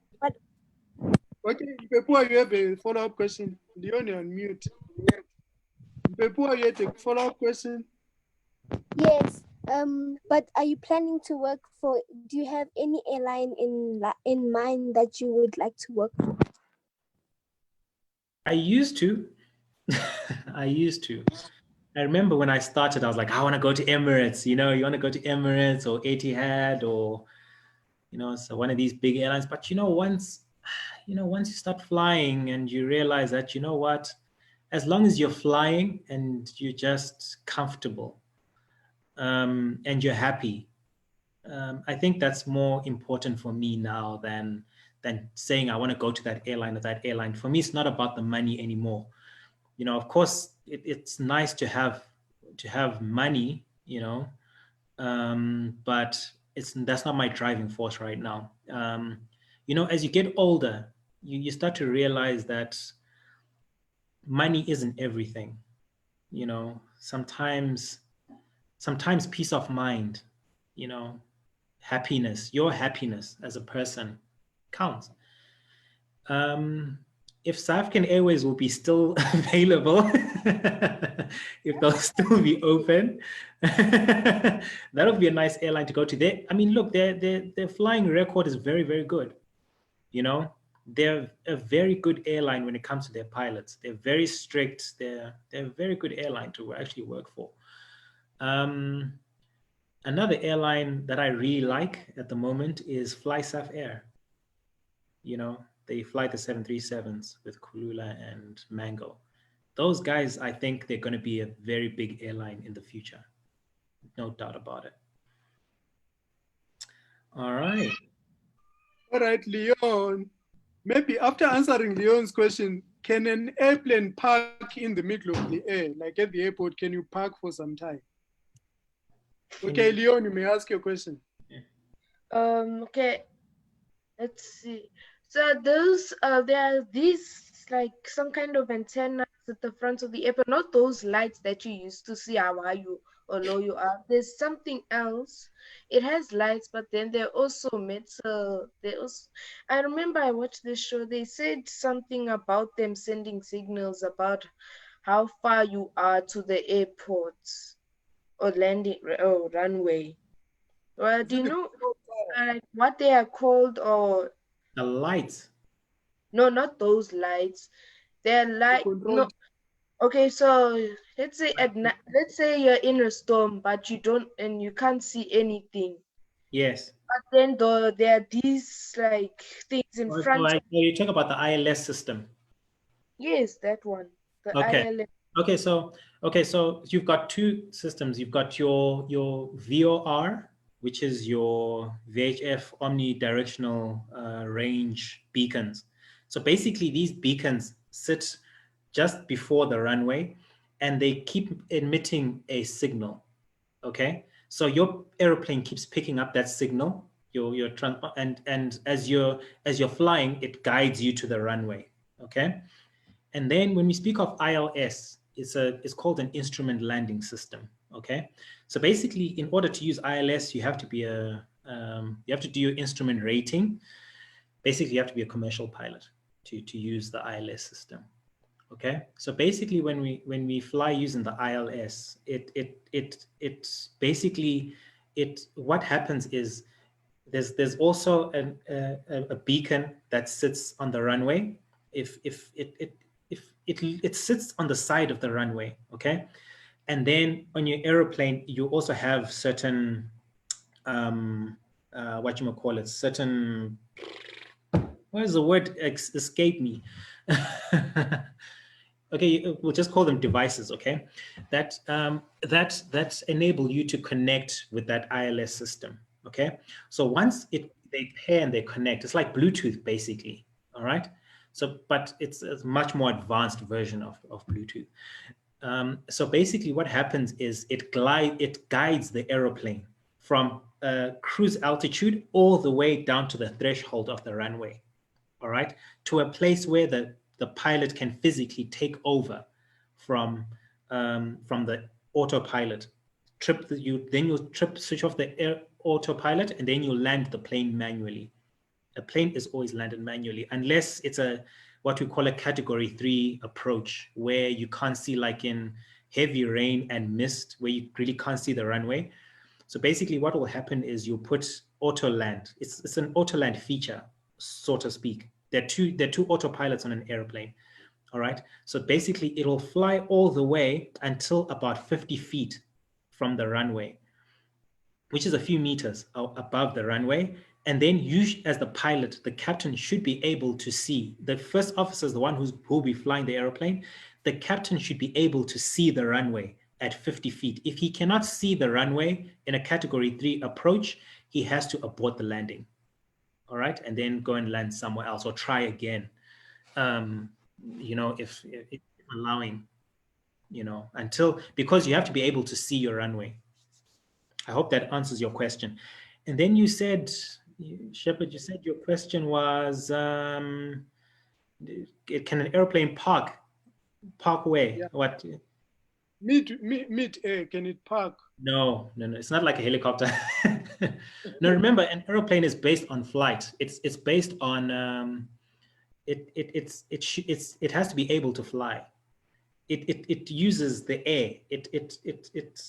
The wing of an airplane relies on air going underneath and over it.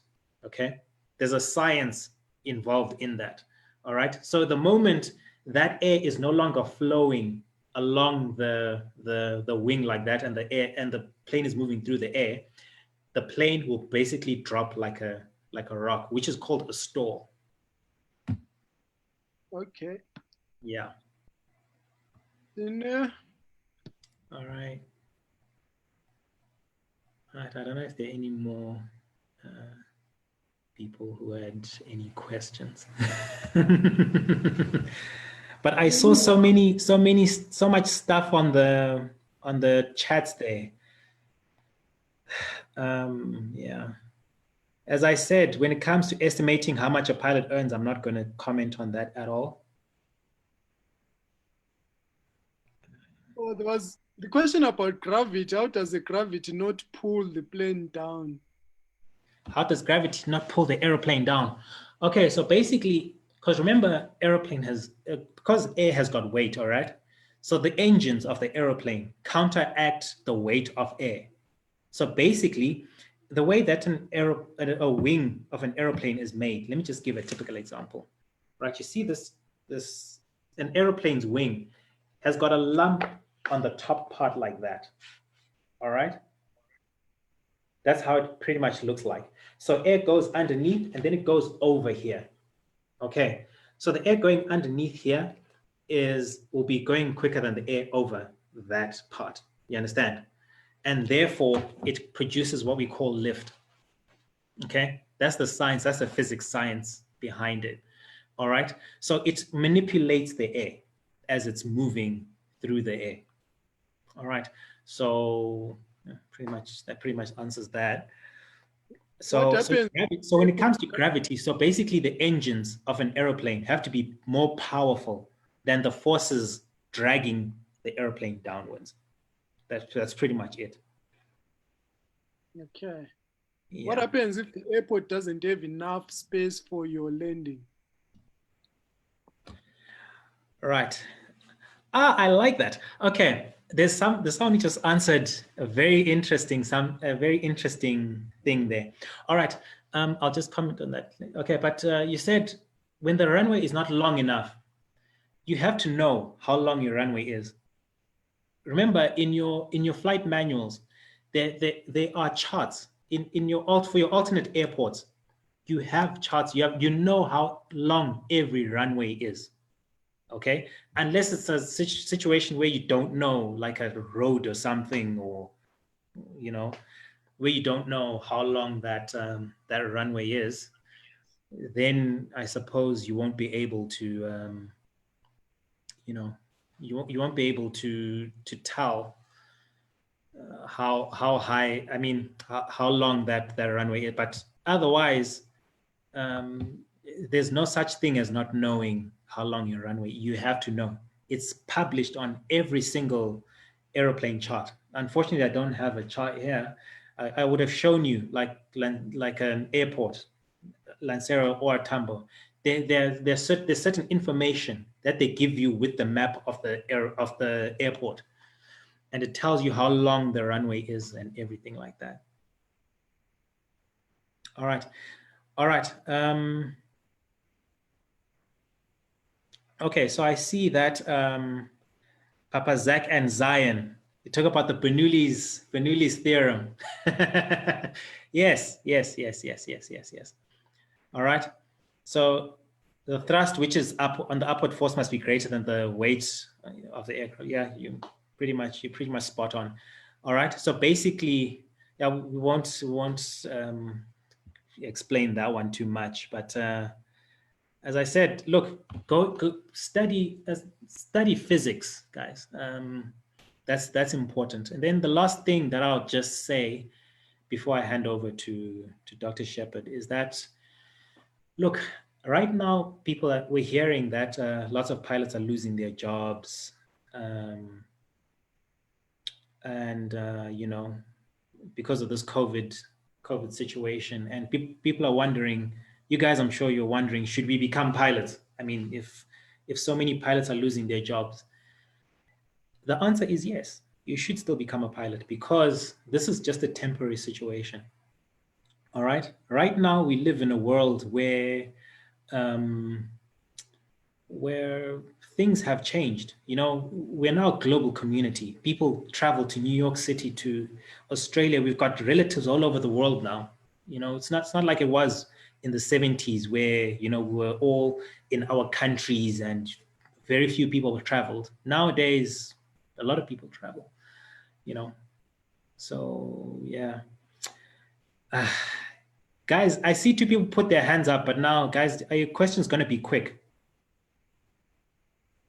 Are your questions going to be quick? Eliza and Mufarowedu, are your questions going to be short? Like, can I answer them in 30 seconds? Ask, guys, quick. Eliza, ask.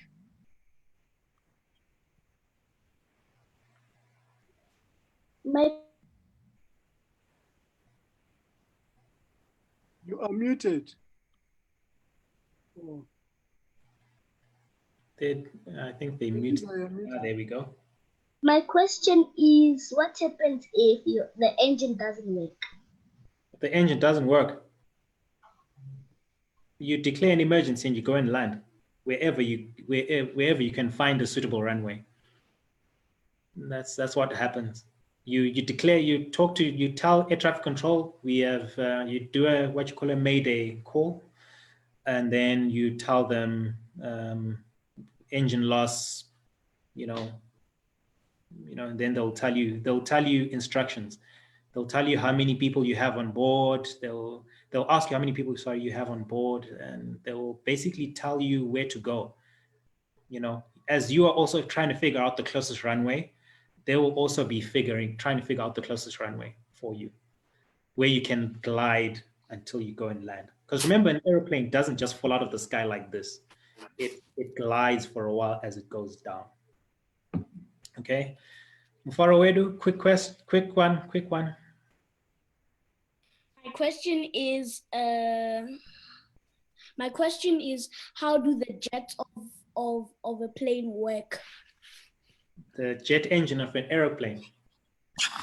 Okay, so basically what happens is, so the turbine engine of an aeroplane sucks in air, and then it mixes and it ignites with fuel, and it creates a really hot reaction. Then it blows out the back, and then it thrusts the aeroplane forward. Pretty much, that's the most simple way I can describe it. Otherwise, I'll just get too technical about it because it is a technical thing. Then the last thing I'll just discuss here, it says, what is the cost on average for training as a pilot? All right, to get your private pilot's license, it will cost you around 100,000, maybe let's say nowadays, 100,000 to 150,000 even, to get your private pilot's license. And then after that, to get your commercial license, it will cost you another 350 400,000, 450,000 to get your commercial pilot's license, because there you're just doing hour building.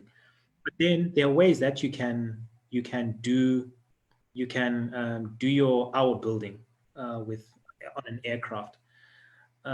You can get what we call a type rating.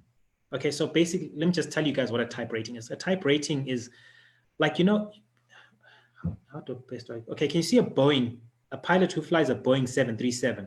He cannot fly a Boeing 747. All right, even though the two planes are Boeings, you understand?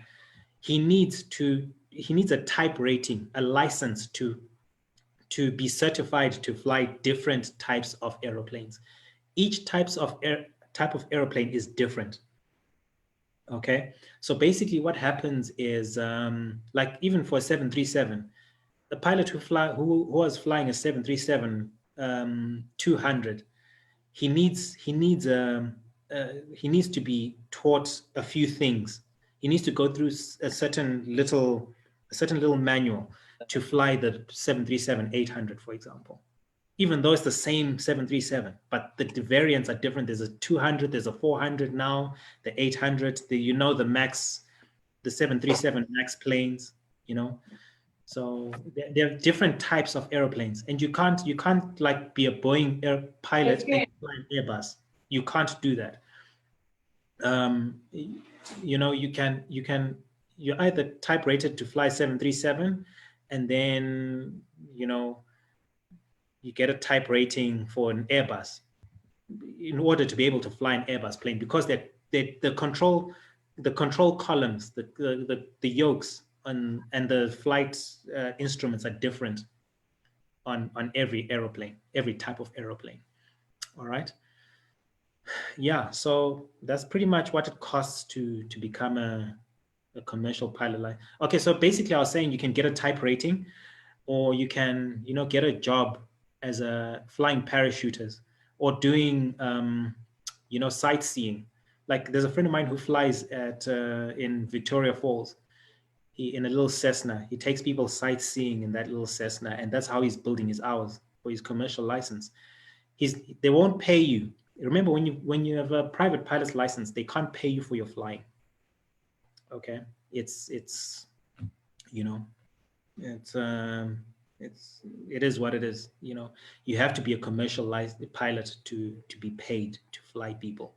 I mean, it's understandable, because look, someone who you're paying to fly has got to be really good at what they do. All right, they need to have good understanding of the subject. All right, I think that's pretty much it, guys. I don't think we can take more questions. Yeah. Tine, Ruru? Yes. We're done. Thank you, Uncle Philip, for presenting for us and answering the questions we had for you. You're welcome. It's always a pleasure, guys. Let us pray. Our Father art in heaven, may you please be with us during the day. We thank you for all the lessons we have learned, and we thank you for the speaker who has come. We pray that you may continue to be with us, and that we may have more speakers to come and talk to us. In Jesus' name I pray, amen. Amen. All right, thank you so much, Uncle Philip. And guys who are muted, your videos, those with their videos off, please put them on. Put them on. We want to see you. Wait. Zakia, come here. Come here. Zakia. Are you serious? No, I that. Bye. Boy, see you later. Come